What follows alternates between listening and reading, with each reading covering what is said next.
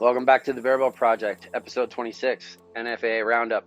Hey, and don't forget, we have 2 advanced barebow shooting seminars coming up. One October 8th through 10th at High Desert Archery, Reno, Nevada, and one November 19th through the 21st at First Flight Archery, home of the Winkers, Raleigh, North Carolina. Check that out, barebowproject.com. And let's see if live will let me go. Click the leave meeting, right? That's for you. Yes. All right. Looks like Facebook left me go.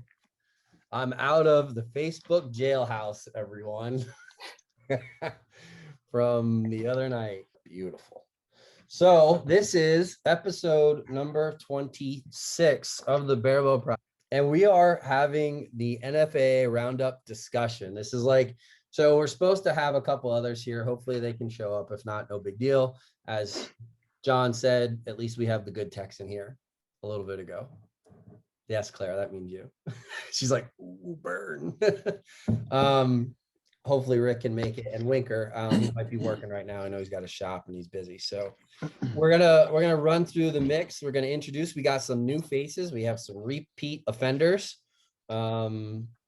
Congratulations, everyone, on your top 3 finishes at the Roundup. That was quite a week of archery. Holy crud. Everybody's like, yes, it was a lot.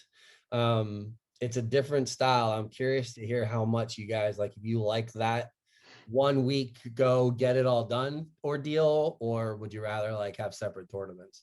I'm interested to know that. But as we roll through, I want you guys to go through, let's introduce yourselves and give us some feedback on like where you shoot, where you're from, where you shoot, you know, give your club some PR here, and tell us where you ended up with the results of the Roundup. Okay, so I'm going to go off of my screen right now. I'm going to go, Robbie, you are first because you're on my top left. So give us the details, my man. I'm Robbie Weisinger. I'm from Des Moines, Iowa. I shoot at an archery shop called Archery Field and Sports over in Altoona. And I got 3rd at Field Nationals. Steve knocked me out in the first round at the Classic. Putting him in the X-ring. Chrissy, you're next. I'm Chrissy Lyons. I'm from Illinois. I am a coach and I shoot out of Bodock Archery in Mokina, Illinois. And I do love having everything at once at NFAA Roundup. So I'll just speak that. I couldn't do them all if they weren't all in 1 week. So I love that. And I got 2nd at Field, 2nd at Target, and I won 2nd flight. Okay, cool. Somebody has a live feed on. Kill the audio on the live feed just so we don't get feedback. Okay. Steve, you're next. Steve Frank. Yeah, he could be. I'll double check. Steve Oakley. I'm out of Michigan. I shoot at the Flint Club, but I'm mainly shooting my backyard. And I got 3 second places. Well, Matt, you're next. So have at it. Hi, I'm Matt Yaka from Fort Collins, Colorado. The city of Fort Collins has an outdoor range. It's pretty much where I shoot 90% of the time. It's the Fort Collins Archery Association. As far as the NFAA went, I did 3rd at the Classic and 2nd outdoor. Congratulations. Job. Thank you. Claire, my dear, you're next. Go ahead, Claire. Okay, I'm Claire Z. I'm from Texas. I shoot for Floyd, and I practice at Buffalo Field Ranch in Houston. I got 1st in NFA Field and 1st in Outdoor National. I didn't attend the Dakota Classic. Look at that guy. What's up? Is Rick on here? Nope, you booted him off. He shows up, and that's the only thing he asks. This is Rick here. Man, I was just here for Rick. I had a question for him. Oh man, Rick has not shown up yet. Hopefully he does. We invited him. He's got the link. Maybe he's having a hard time finding where to go. You know, this technology stuff. Or maybe 8 o'clock is not 8 o'clock Texan. He's getting confused. That could be it, or it's past his bedtime. I don't know. Good old Rick. But anyways, well, thank you. And Claire, yeah, we got it squared away. I'm not sure. Somebody has one in the back, because as soon as somebody unmutes, we hear it. So we'll figure it out. Check your stuff. No worries. So anyways, those of you who, thank you, Chrissy, for answering the question. I think you might be the only one that actually did, but that's okay. So you guys are all in agreement, though. It definitely helps being able to go and knock out like 3 tournaments at one time.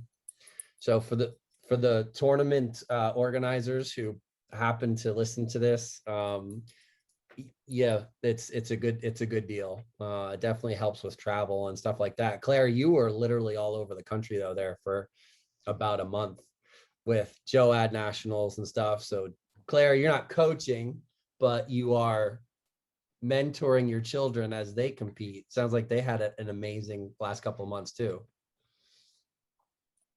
Your bow, Grayson, have you touched your bow? No, not in a long time.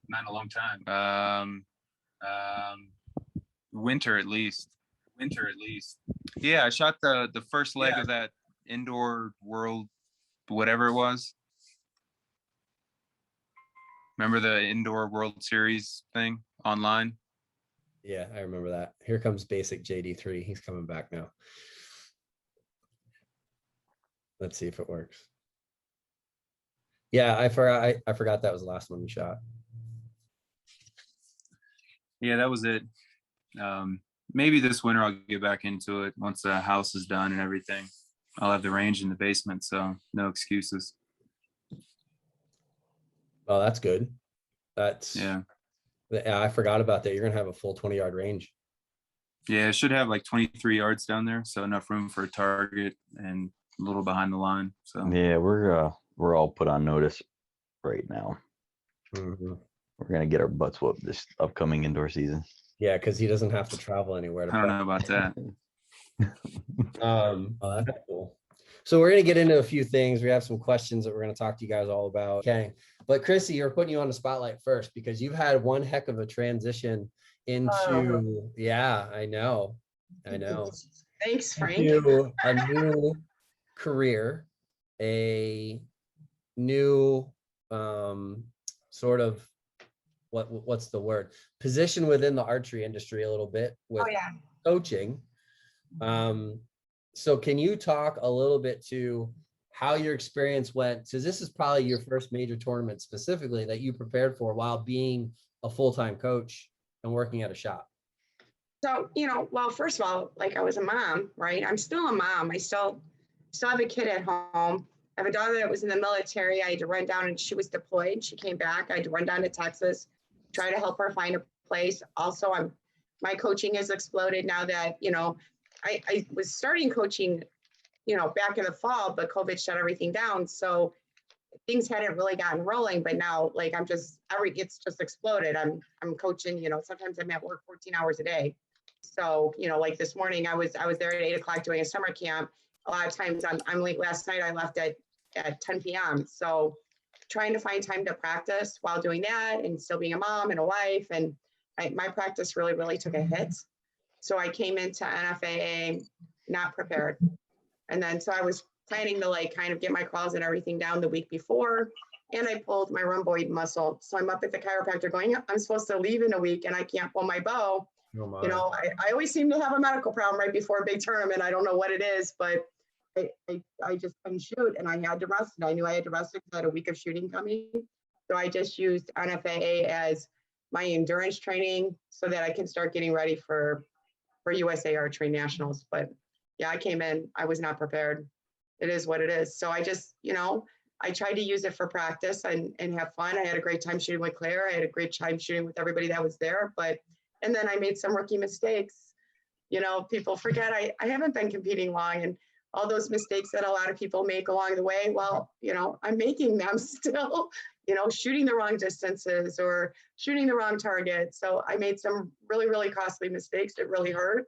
It was embarrassing. I had to go outside and cool off a little bit. I heard some people thought I left. No, I just walked outside for 30 seconds and screamed at the bow gods and walked back in all recomposed and kept shooting because that's what you got to do. You know what would have been funny? is when you went outside for your little break, if we move the targets back to 60. Yeah, I was like, whew. So I didn't realize the bales had got moved. I was having a problem with my brace height. And I grabbed Steve Oakley because I can't do my 38-pound bow with my leg. I still can't unstring it sometimes. So I grabbed him really quick to fix my brace height. I didn't realize they had moved the targets. So then I went to shoot and I thought something was wrong with my bow and I had a whole end of misses. Oh my God. It was not one of the funnest moments in my competitive career. I'll say that much. Yeah, you earned some competition callus though with that whole entire week and all those tournaments. So it's still a positive to it for sure. Oh yeah. I still learn things. I learned some mistakes I don't want to make again. Yeah, it does happen though. It definitely happens. No question. Well, that's good. And congratulations on like the coaching. I'm glad to hear that's picked up for you. That's awesome. There's a lot of great young people coming into Barebow right now. I'm super stoked about it. So, and I love what I'm doing. So I made a choice and I've told Jeff, my coach as well, like if I have to choose between competing and coaching right now, it's coaching. And I love competing. I'm not done competing, but I have to pick which one's going to come first. And it's going to be coaching because I want to pay it forward. There was a lot of you guys that were very supportive of me. So it's now my turn to bring it forward. I feel like, all the things that have happened to me in the past couple of years, I want other people to experience that. And I love watching them shoot for the first time. So I'm just having a lot of fun with that. But I'm not going anywhere. I'm still competing. It just might take me a little longer to get to the goals I want to reach. So, but I get the best of both worlds. So you do. Welcome to the club. It's tough. I commend you for what you're doing. Kind of give up on some of your aspirations to help others, and there's nothing wrong with that. Where do you coach, and where can people, like if they want to get some coaching from you, where can they go to do that? So you can reach out to outings@bodoc.com as an email, or go to the Bodoc website. You'll find my name on there as well, or you can just email the email you see there. It'll get to me, but I schedule a lot of this stuff. You can sign up online for intro classes or beginners classes. If you want to do privates, I do that directly because I do compete. So I schedule around my schedule. So, but yeah, it's in Mokina, Illinois. And then also there's a lot of people that contact me, looking for coaches. So I try to help them find coaches all over the country as well. So whatever it takes to get them shooting archery, that's all I care about. All right. Awesome. Claire, you're next. We have some questions for you though. And it does sort of apply to both of you though, because you're both not exactly tall. Oh, there it is again. Just say it short.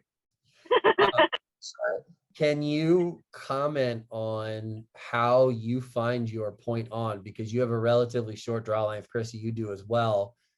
Claire, I think you shoot a little bit of a higher poundage though, but can you talk to the difficulty of that, finding that point on, shooting field, shooting 50 meters, and what your setup looks like in order to get it? So my draw weight is about 34, 35 pounds on my fingers. And I'm shooting Makini 1050 spine arrows, and we cut them really, really short to get me point on. And it's very, and they're very, very light arrows with 90 grain tips. So they don't work really, really well in the rain or the wind, but in the perfect weather, they work perfectly. So I tried heavier arrows like nanos last year, and they didn't work for me. So you struggled with that heavier Yeah, arrow. I'm point on at 55 meter-ish for now. But I still had a hard time aiming at 70 yards and 80 yards. So for people who are going to want to shoot field though, that maybe have similar setups to you guys, and Chrissy, if you could comment on this as well, where are you aiming? What are you doing to hit that 80, that 70 walk up? My 80 was shelf. It actually worked out really good this year. Yeah, that was shelf. And so there's some gapping that goes on. So I'm my point on right now, just this year happened to be 60 yards. So which was great. A little bit of gapping at 55. It's like I'm gapping to the top of the target. 70 is kind of nearish. I'm floating it there, but I kind of know just where to point. It's kind of like where my rest is is on the target somewhere. It's not exact, but Okay. and then my 80 is my shelf, but I do the same thing as Claire. We're actually shooting about the same poundage. I'm about 34, 35 as well. My Okay. arrows are super, super short, you know, as short as I can get them to get that point on. And I have 100 grain points right now. I had to do a lot of playing with arrows. I'm finally playing with arrows. It's costing me a fortune, but I needed to take that bite. And I ended up, 800s were shooting okay, but I didn't like how they were bare shafting. Got some 900 VAPs, and I was much, much happier with them. Before I got them right before NFAA, so I didn't have a lot of time to like tune them and test them and all that. But, you know, I realized I was not probably shooting the idea stiffness, you know, for what I was doing. So because I was cutting them so short. All right, Claire, how about yourself? There's the kids. Hi, kids. You're the whole crew. Yeah. So We froze. for any distance above 65 yards. And it sucked because when I aimed with my shelf, I couldn't see my arrow. I'm not sure if my arrow's in the midline or not. So I got a lot of misses for the field, for the long distance. Yeah, that's got to be a common thing. What do you think, Demer? Is there any other way really to bridge that gap for somebody with a short draw length? You just gotta learn how to shoot gap and how to stack different things. For me, my point on was like 60 yards ish, give or take. So, 65, I'd have to be at the top of the paper. 70, I actually crawled down to like 50 and aimed with my shelf. And then 80, I aimed with my shelf. So there's a lot of things you could do. You could put the shelf on the center of the target, see where your arrow is, and then bring that shelf up to that arrow tip. That's something that a lot of the lighter weight shooters and shorter draw shooters have to do. Is that what you're? It works in trad too. Yeah, there's a lot of different things you can do. Yeah, I know trad people do it all the time. And I've heard people use different anchors. Yeah. People drop into an Olympic recurve anchor, and that works for them. So Yeah, everybody. I would never do that. Not unless you're shooting 100 yards. Yeah, maybe 90 meters. 90 meters, yeah. Inside joke. Anyway, so Steve, Matt, and Robbie, we'll start with Steve. What's your point on and for the field? Luckily enough, my point on is 80. I shoot borders. I shoot reasonably medium weight arrows. So they're about 340 grains. 38 pounds with my target rig and 43 pounds with the heavy rig. And that gets me out to 80 fairly comfortably with a low anchor. When I'm doing the shorter stuff, I got a higher anchor, but with a low anchor on, I got the tab touching the tooth, and I'm good to go. So you're using a higher poundage bow for field, and you have a pretty significant crawl then when you get into the closer walk-ups and whatnot? Not really, no, because when I go for the closer stuff, I got a high anchor way up here. My maximum crawl is about an inch. Okay, so your face yeah, so with my high anchor, I can get 40-yard point on, and with my low anchor, then it's 80-yard point on. But say my maximum crawl is about an inch. So okay, but that's with the borders. I mean, the borders do spit the arrows out pretty quick. I did unfortunately, I did go to the competition with a completely brand new two brand new sets of limbs. Because I had a failure of a limb like 3 days before, but Sid at Border came to my rescue, and he expressly shipped out a set of 43 pounds to me, and I was trying to tune him up on day one. So nice. And you have a light arrow. John Demer, you have a light arrow too, or are you shooting a little bit heavier than that? Because you said your point is what, like 65? Yeah, 60, 65, somewhere around there. Yeah, it's like 315 grains. Okay. Yeah, mine's like 340, 350. So Oh, Yeah, okay.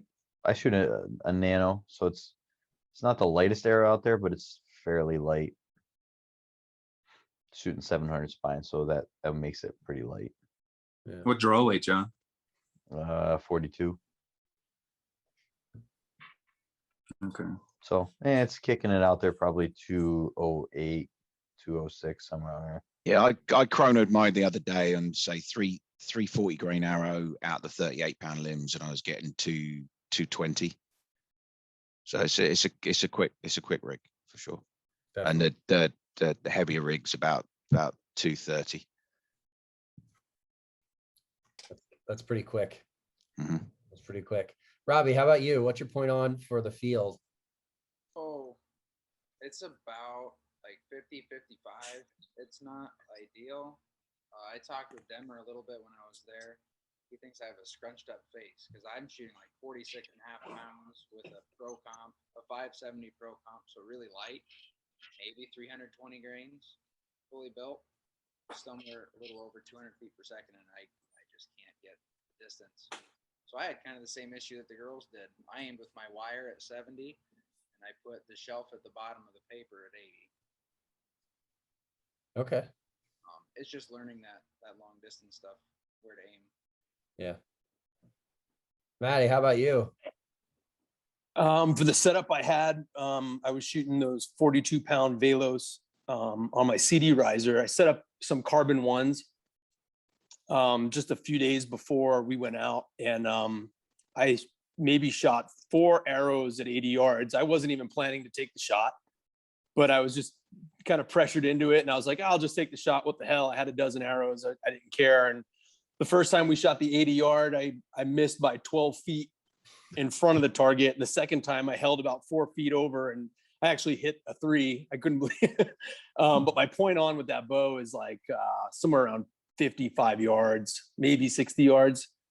I really didn't know, I'll be honest with you, but somewhere right about there. Yeah, well, you found it. Yeah. I also want to call attention to the magnificent wall of bows that you have floating around there. How many you got sitting there? You got quite a few. I have about almost 40 bows, I think, and there's some that aren't on the wall. Impressive. Good for you. Thank you. Fan of all of them. Yeah.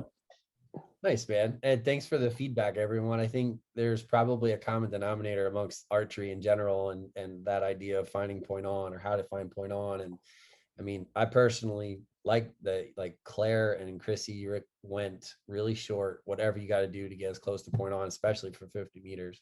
I have to agree. I mean, I guess you want to gap, you can gap, but it definitely seems like it makes it a little bit easier to aim, to be able to know you're going to the middle of the target or somewhere nearby. So good stuff.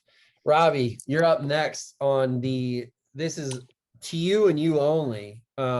Dude, you switched. You joined the dark side from Olympic recurve. What were you thinking? Shot Olympic all through college. I had done pretty well, a couple All-Americans, a couple national championships. And then COVID hit. They canceled our collegiate national tournament, which was supposed to be in Chula Vista at the training center. I was super looking forward to that. And everything got canceled. I got really lazy with shooting. I'd maybe blank bail once, twice a week with Olympic. I'd shoot a virtual tournament here or there just to have a little bit of fun. Then the Rushmore Rumble came up in the winter, and I picked up my Olympic bow for maybe a day or two, and I'm like, this isn't fun. So I'm like, you know what? I'm going to this tournament. I'll just take the sights off, throw some weight on the bottom of it, and we'll see how I do with barebow. And I texted Demmer pretty nonstop for a while there, and he helped walk me through what I was supposed to do and how to set the bow up. And I loved it. It's a great crowd of people, very welcoming, always willing to help out no matter what. So I stuck with it.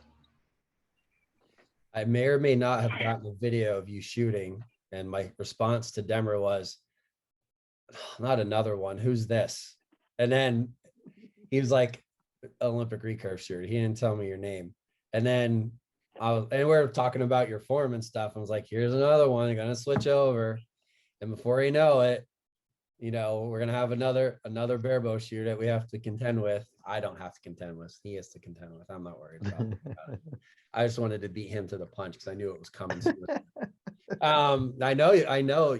Stealing my thunder. I know it. But no, man, cool. Can you? I mean, I know you're still sort of growing into sport and learning your shot process, but what are some of the major differences that you're noticing going from Olympic to barebow? Like, let's talk about the struggle of that transformation. So the biggest thing for me was just the initial target panic and trying to figure out how to not have it or how to cope with it. When I started shooting, I shot NASP, and I didn't really have it a lot when I first started, but when I was probably a junior, senior in high school shooting NASP, I would get to full draw and I'd float right above my spot and I'd drop my hand onto it. I would just drop my bow arm. And my brother, he always shot quick, but his last couple of years, he'd get back to right about here and let go. So we both kind of struggled with that. And, when I went on to college, I got the Olympic bow. So I threw on a clicker and it wasn't really an issue anymore.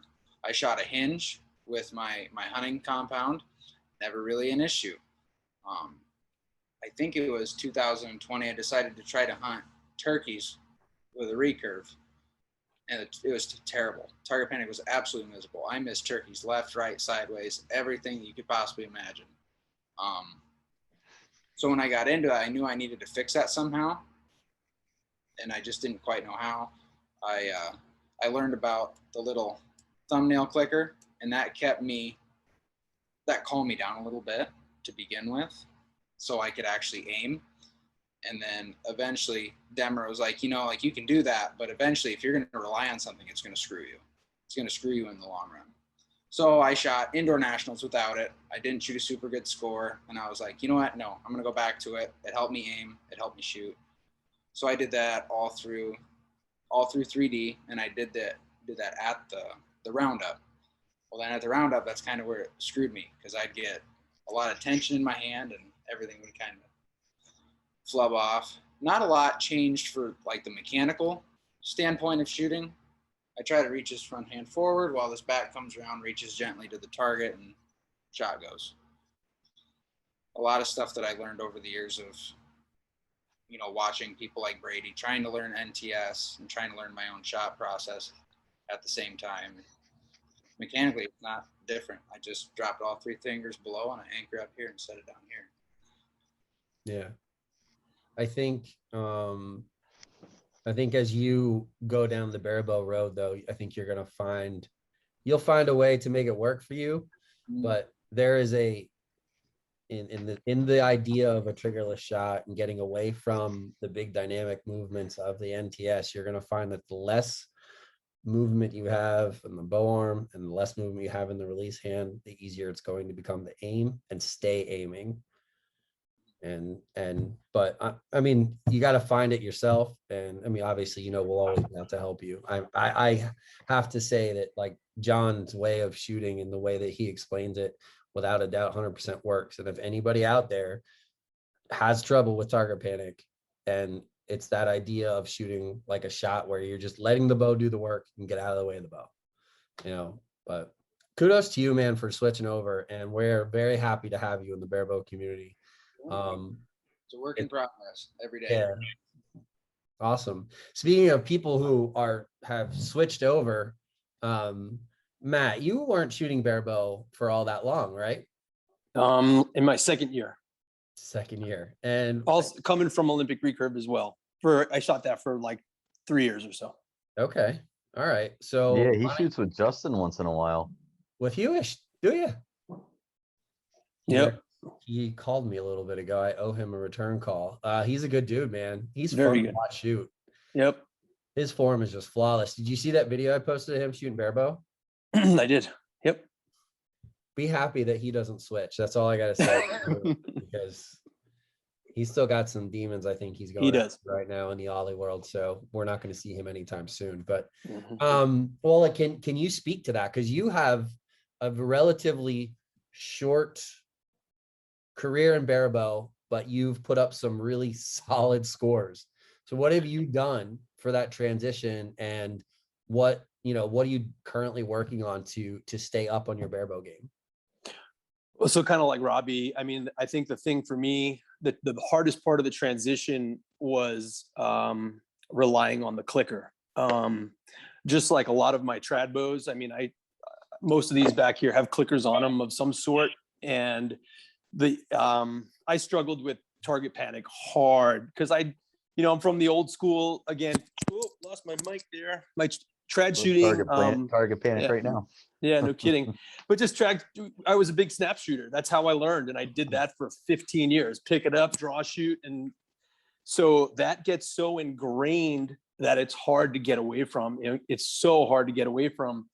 And I think somewhere maybe 4 years ago, I put a clicker on one of my trad bows. It slowed me down immensely. My shooting went up in like through the roof, in terms of scores, and I got my teaching cert. So I got a level 2, read everything I could possibly read, watched everything I could possibly watch, slowed my shot down, got into Olympic recurve because it was something I always wanted to do, could never afford to do. My parents could never afford to do that for me. Got my first Olympic recurve. I think it was, I got it on like a Black Friday 2017, and I went to Vegas that year.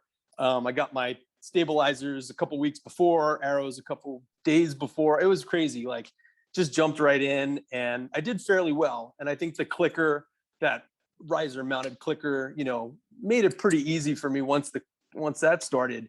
The hardest part of what your question was, the transition, was getting away from that. When I started with barebow, I did keep the clicker on to understand it. But now what I do is I have so many parts to my shot process that once I start, I aim, and then I stop the aim. Like I just hold where I'm holding. And if I'm in my anchor for too long, it's because I'm thinking of so many other things now. It's not the aim. It used to be point on, shoot. Now it's I relax my hand, I relax my arm, I think of my follow through, and that's what really triggers me, is that abrupt follow through. John and I have talked about that a little bit, but that's what kind of I'm waiting for, is all these other parts to fall into place for me before I make the shot. And so if I'm holding more than 7 seconds, I'll try to let down, but otherwise it's just putting all those pieces together before my shot is what helps me. So no, I think that's great feedback. I can tell that you've talked to John, because I've heard some similar stuff. John, how have you been shooting that way your entire barebow career, or how long did it take you to sort of find that path of a shot process? Years. Unfortunately, I was shooting pre-internet, so a lot of the information wasn't really shared unless you went to, the very first ones were Leather Wall and Trad Gang. So there wasn't a whole lot of great information back in that day. So it took a lot of just, a friend and I just kind of going back and forth and keep raising the bar. And unfortunately, it took like way longer than it should have, because I don't know, year 2, Matt would be whooping my butt by like 90 points on that 800 route, which I got to give him a shout out. He shot like an 809 second year of barebow. That's pretty stout. Thank you. Job well done, man. I guess that having that thought process and those steps, those conscious steps in your brain, it doesn't allow you time to think about anything else, right? Right. So it helps tremendously when you get outside of that thought process. That's when things go downhill. Yeah, and for me, like I said, it was a visual. So as soon as I saw my sight picture, arrow gone, not anymore. I just have to. I do so many other things to slow it down. So, yeah. Grayson, I'm gonna since you've joined us, which is nice to see your, well, sort of nice to see your face, but I'm happy you're here. Let's just put it that way. What you've been in the sport like what, 6-7 years now? Is that about right? Yeah, 5, 6, 7, something like that. Somewhere in there. I know you didn't do barebow right away. You're like longbow first or something. And Yeah, I dabbled with that. how Wasn't pretty. Yeah, I know you said that before, and you're like, you shot a barebow, you're like, I'll never go back longbow ever again. Mhm. Well, how did you transition to that? Was that through working with Demer as well? Because there's definitely a common denominator here amongst multiple faces on this group. Was it learning, because you have a very similar shot process? Yeah, I mean, he pretty much taught me everything I know. But in the beginning with the barebow, I did shoot a clicker, and I kind of carried that over with me. Just kind of an internal, I can let it go now. I don't have to let it go as soon as the point gets on the spot. But yeah, I mean, Demer's influence was pretty huge. Yeah, I think Well, he had another good one down there. Paul helped him quite a bit for some stuff too. Yeah, true. Paul Vogel. He got me started. Oh, he got you started in general in barebow. Yeah, so the first tournament I ever went to, I was super lucky and I ran into Paul and John. John was just down from Pennsylvania visiting Paul, I guess. Maybe they were hunting, I don't know. They were on a hunt. Yeah, I walked in the door and they're both there, and without them I probably would still be shooting like split finger and missing the target every time. The funny part was, like, when we first saw him, Paul's like, you gotta check this kid out. And I look, I'm like, man, he should be shooting a lot better than what he's shooting right now with his longbow. Because the form was pretty decent. Probably just a victim of a terrible shooting setup on the longbow. Probably, yeah. Mr. Oakley, you've been quiet, but we're kind of coming into a question for you, my man. He's a new guy too. He's only been shooting since COVID. That's exactly what I was gonna say. Yeah, since way after COVID, it's now been 56 weeks. So yeah, just over a year. Yeah, who's counting? Yeah, well, I know when I started because I met Ken Renas, and the next day I dropped $1,000. So ended up buying a. I lost you. No, you're there. We got you. That was the best, worst day of his life. Sorry, you had to meet Ken. Are you back? Jesse was waiting for that comment. Oh, there we go. All right. Yeah. So yeah, I met Ken Renas and dropped $1,000 on a barebow setup the next day. So that was June of last year. And my process, grip it and rip it. I mean, I really don't have a process. I mean, I've watched a ton of video. I've watched other people shooting. I've watched Ken shoot, and I'm progressing with my shot. I've done a bunch of changes this week because I didn't like what was happening out on the field. But I shoot a lot of arrows. I joined a club in October of last year, and during the winter months, from October to February, I probably shot 12,000 arrows of scoring arrows. That's not tuning arrows or anything like that. And then since the outdoors started, probably less scoring arrows and more trying to work stuff out. But it has good days, good bad days.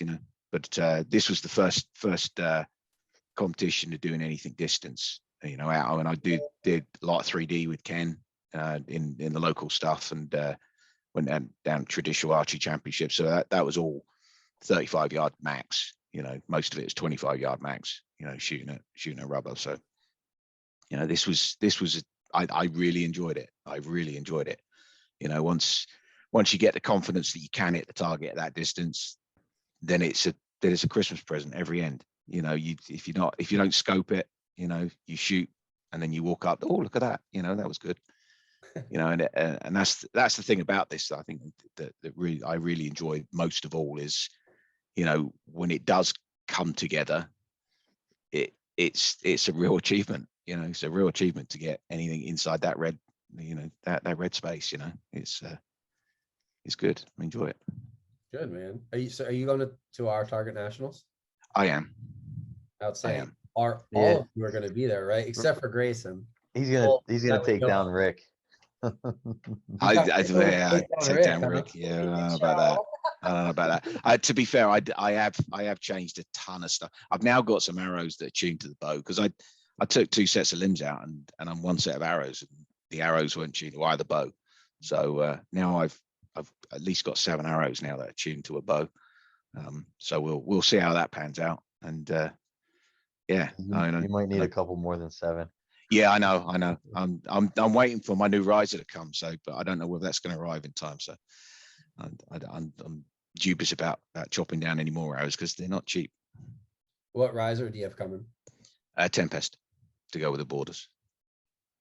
So, and I know that that's probably going to rob me of a little bit of power because of the deflex on it. But you know, which is why I don't want to chop too much off these arrows just yet. So, if it doesn't arrive, then I'll be shooting the Exceed. So. Awesome. Yeah. So you shot compound before? Never. Well, I did two deer seasons. Never, Okay. nothing in competition. Okay. I didn't touch a bow until 2 deer seasons ago. I've been in the country 7 years, but we don't hunt in the UK with any bow stuff. I mean, there's a bit of shotgun stuff going on, but there's no real hunting going on. Yeah. But say 3 years ago, I picked up a compound just purely to go hunt deer on a neighbour's property, and then having 4 deer in 5 sits, it was like, this is a bit easy. So I thought I'd go single string. So I picked up single string last year and sat for 17 times and didn't draw back on 3 deer. You know, so Welcome to trad hunting, I guess. yeah, definitely that. Yeah. So as we're approaching Target Nationals, and all of you are going to be there except for Grayson, and ironically, it's in the place where he lives. Well, not in Richmond, but Virginia. It's about an hour and a half. Yeah, maybe he'll pay us a visit. I know. He's not climbing another mountain. What are the dates? I might still be out here. 22nd, 21st, 22nd, 23rd. So No, it's not the 23rd. So no, it's not that. It's on the 21st. 22nd. It ends on the 22nd. Yeah, that's right. Yeah, 19, 20, 21, 22. Yeah. Something like that. 19th through 22nd. You still gonna be out there? No, I'll be back home, but still will not be coming to Target Nationals. Can't you just come say hi? Come hang. No, I'll make no promises. Because if he's going to come, he's not going to come, and he's going to come to shoot. So I'm okay with him not coming to shoot. I think everybody else here probably is as well. He can probably pick up. Probably couldn't shoot 400 right I'm now. perfectly okay with you shooting. I have no problem with that. Yeah, whatever. Can I wonder why. Like, remove from call? Hold on, no, I'm just kidding. What are you guys doing as we get closer? Claire, you've been quiet, but for obvious reason, we have 1,000 people on this call. What are you doing to get ready for Target Nationals? What's your practice schedule look like? And everybody else, this is coming your way, so be prepared. JD3, you're next. Oh, Claire froze.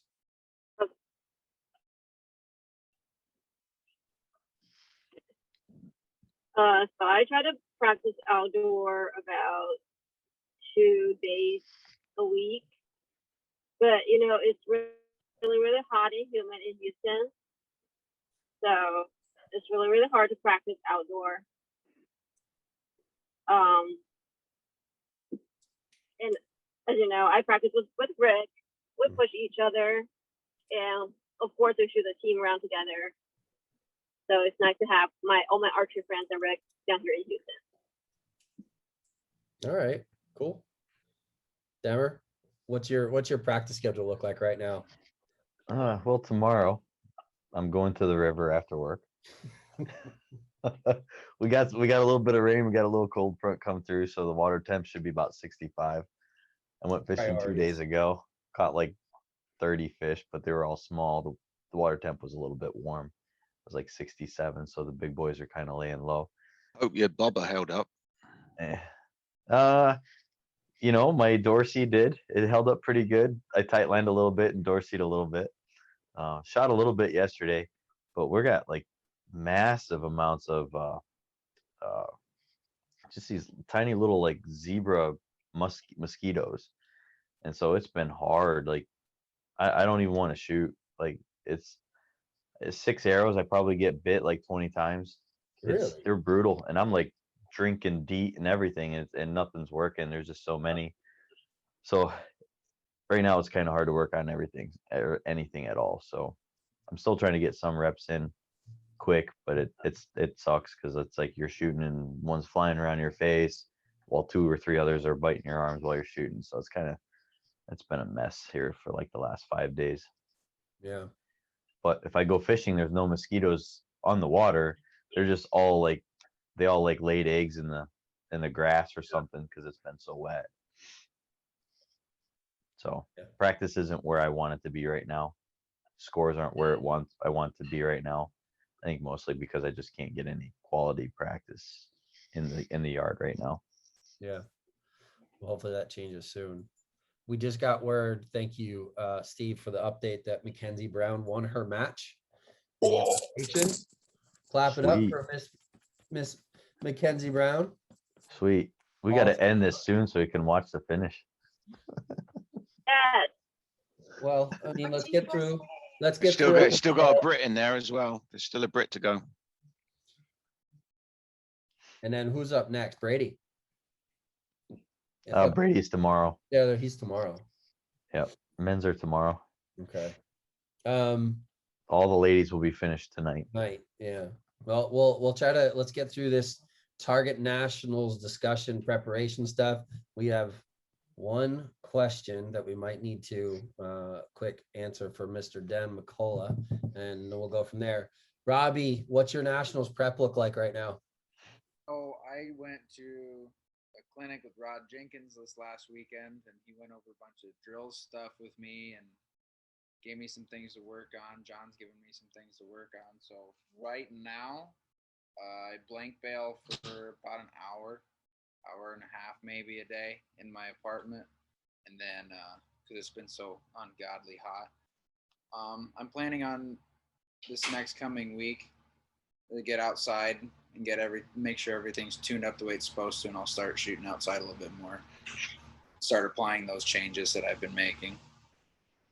Good. Awesome. Yeah, Rod Jenkins. He I know he's a favor of the drills.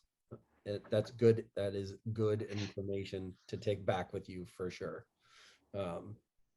Good stuff. Matt, how about yourself? It's been hotter than hell here too. We're on our third 100-degree day, so I haven't been outside much. And when we have, I've been really helping my wife along more than me. This will be her first time doing anything like this, and so I'm just getting her, really situated and just trying to get her figured out. I went down and shot with Kevin Mather yesterday or day before yesterday. We did a little tuning, and I spent some time shooting with him. Again, it was like 95 degrees. If it wasn't so hot, I'd probably be outside shooting. I'd probably spend about 2 hours almost every day. Otherwise, after work kind of thing, peak of the day. Not for score. I never score. I don't ever look at score, nothing. Just I shoot my arrows and just go for the yellow. And, I don't do any other drills. Like I said, my time is limited. So the last thing I do is, score and do drills. I really just, like I said, working with Julie, just making sure she gets her stuff done. And she doesn't want to go out there and be like, oh, this sucks. And I really want her to have a good time and have fun with it. So Awesome. Limited. So she's shooting nationals? Yep, she's coming out. Has she ever shot a competition before? Oh yeah, she's won 2 states here indoor, not outdoor. Oh, okay. Yeah, she's a phenomenal shooter indoor and 3D again. But like Claire, I've spoken to Claire quite a few times. She's a very light draw weight. She's roughly 31 pounds. So trying to get her arrows to reach 50 meters has been a task, and get that bow tuned because I can't shoot the bow for her. So just making sure she's doing everything right. I'm, like I said, spending time with her more than me. I'm comfortable, like I said, where I'm at, and just like work with her really. Good. That's awesome. Yeah. John, did you check our numbers? What was the last you saw the numbers for the barebow, both men and women. Do you remember Masters? I think we're at like 99. Good I job, think everyone. it's like, I think it's like 37, 32, 18, and 12, I think, Awesome. for senior master men, senior master women. And just before Claire or Chrissy, before we get to you, while John's saying that, couple of things for everybody while we still have your attention. They announced the 25-meter indoor coming up from Louisville, Kentucky. I can't talk. Thinking Louisville, Kentucky, for the ATA show. So look out for that. I do have a phone call coming up and a meeting coming up in the next couple of weeks to have a podcast about that tournament, as well as, and I'm waiting for a discussion about adding barebow to Gator Cup and Arizona Cup. Hopefully those things come through. Can somebody have a discussion about having something that's slightly north of maybe Columbus? Because there's literally nothing up here. We got I mean, Yankton, that's about it. yeah, okay. You got the Ensemble River. Yeah, okay. All right. You come up and fish, John. I'll put. We don't like us in the Midwest because we have to travel to either side of the country or down south. Like there's nothing up by us. Yeah. Got to get somebody to step up and host it. That's what it comes down to, and getting people to. So, and hey, I basically, the word's out, people. We're looking for people in the central and northern section of the states to host something somewhere that's outdoor FIDA related. As poor people, we can only travel so much. I know, right? Yeah. Well, I mean, hey, you guys got a big a bow shop there, Chrissy. It's not that big. No. It's not that big. Yeah, he should be sponsoring you, pay for everything. Oh, Just get that stuff squared travel. away. You're like Hey, a listen here, walking Bo Doc. So I'm working. No, So he's what's been your, good. He's been very Chrissy, supportive. let's finish up with you, my dear. Let's what are you doing? What's your Fat cat. preparation look like moving forward? So I was honest, like I wasn't doing much until NFAA. That was like my endurance training. I'm trying to keep it going by at least throwing 72 arrows a day if I can, but quality. And I'm still working, like Jeff's working with me once a week. So today, like I had a lesson today. We were working on, I'm struggling with the weak bow arm, so that's my focus for this week, is to try to work. I've developed some issues. I've developed recently, I haven't really talked to anybody about this, but I started to develop target panic. I knew it was coming eventually. And I've developed it, and I'm working, at least I recognized it right away. I'm doing different things to try to, work through that. I think I am. It could be so much worse than it is. So I'm trying to learn how to adjust to that reality. And just some other issues that I developed over the indoor season. My self-esteem took a little bit of a hit, to be honest with you, because I was juggling people knowing who I am now. And that was a lot of pressure because I still feel like I'm learning a lot. So there's a lot going on, and then the coaching. So I'm just trying to practice when I can and be very focused on every single arrow matters that I practice, that I'm learning from it, that I'm improving my shot. I'm trying to get more consistent again. It's coming together. It still needs more work. We'll see how much I can get that together before nationals, but I'm in it for the long haul. So anything that happens at competitions is a bonus. I just want to be a better archer. And so I'm looking at the long picture at this point, and we're having fun with it still. I like the social aspect. I like the people. We know. I know. We appreciate it. Yeah, we'll actually get to talk to each other this time at Target Nationals, Right. as opposed to last year. Yeah. Yeah, that would be cool. Hopefully we'll all be by each other. I don't like when they separate the guys and the girls and we're far away from each other. So Yeah, and Team closer. Pink is going to take your team down. Oh, I don't know, man. We'll see. It's on. We'll have fun. Either way, it'll be fun. I'm really excited about teams because I've never done it before.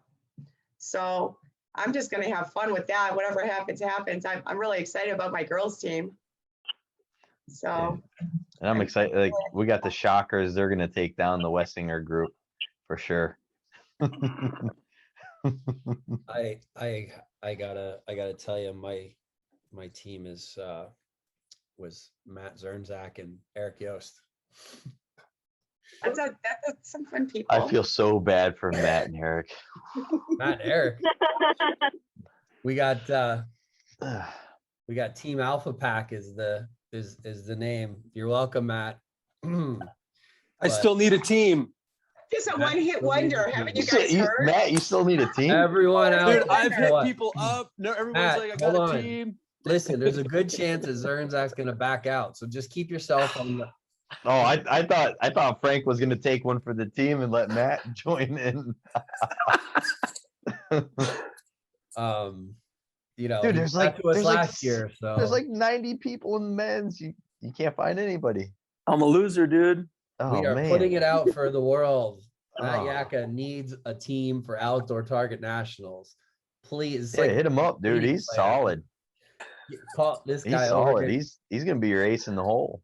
Yeah, seriously, you're crazy not to pick him So up. so funny story. Go ahead. I asked Scott, or Scott Bills asked me, or whatever, however it worked out when they said teams are gonna come out. He's like, "You still doing teams?" I'm like, "Yeah, sure." And we lost Dillinger because Dillinger's on rehab. I'm like, "Yeah, you know anybody that wants to shoot?" And he's like, "Yeah, I got this guy up here, Steve." I'm like, "Okay, sure, we'll give the new guy, we'll get the new guy on." And then we shot with Steve at the Dakota Classic, and I'm like, ooh. Not a bad choice, sir. Not a bad choice. I saw his first round for the head-to-heads in the Classic, and I'm like, ooh. Knew he was coming. Lucky You know day. that.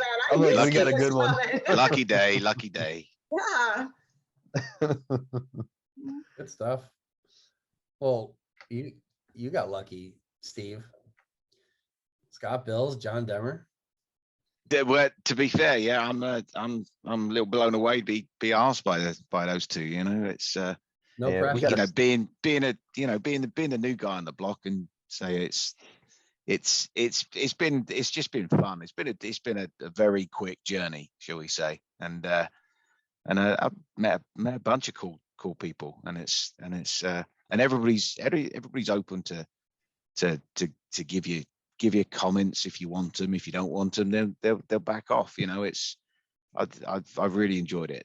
And I'm starting to switch a few of the compounders around in my club as well. When I indoor targets, I'm beating the bow hunter guys that they don't like it, so they either up their gear to put lenses in, or they down their gear to shoot with me. So it's but it's been fun. It's been fun. I mean, it was my COVID hobby. Fishing was getting me frustrated, turning up at the rivers and the lakes, and every man and their dog were there, and it just frustrated me. So I thought, let's do something I can do on my own in my yard. So, and that's how it's been. So Yeah, that's good, man. And yeah, we welcome you. And that's one of the reasons we do these sort of group podcasts and bring everybody in, because it just helps with growing the sport. We get people's faces, names out there. If I think Robbie, I was coming home from the range and I looked and I saw all of these Weisinger people added to the Facebook group, and I'm like, yep. So like all those people are going to be watching this, but just across the board, like you guys go out, share it, celebrate your accomplishments, because that's what we're here to do. And then, hopefully if that draws one person, we're going in the right direction. And that's what we want to do. That's, and it's not just barebow. I mean, we all love barebow, but it's archery in general. But anyways, I'm going to shut her down because we want to go watch the women's Olympic team, the elimination matches, and get this going. Matt's like Team USA. That's right, man. We're cutting this off so that we can all go and support them. And thank you all for joining us. There are some questions. So if you guys that are on this, can you go in and comment on maybe some of the questions? Or Chris Back has one about working on TP. Demmer, I think there's one definitely directed toward you about strings and stuff like that. If maybe you guys can go in and comment on those. Well, about how long is serving supposed to be? That one. No. Son of a. Man, there's a question. I can't find it.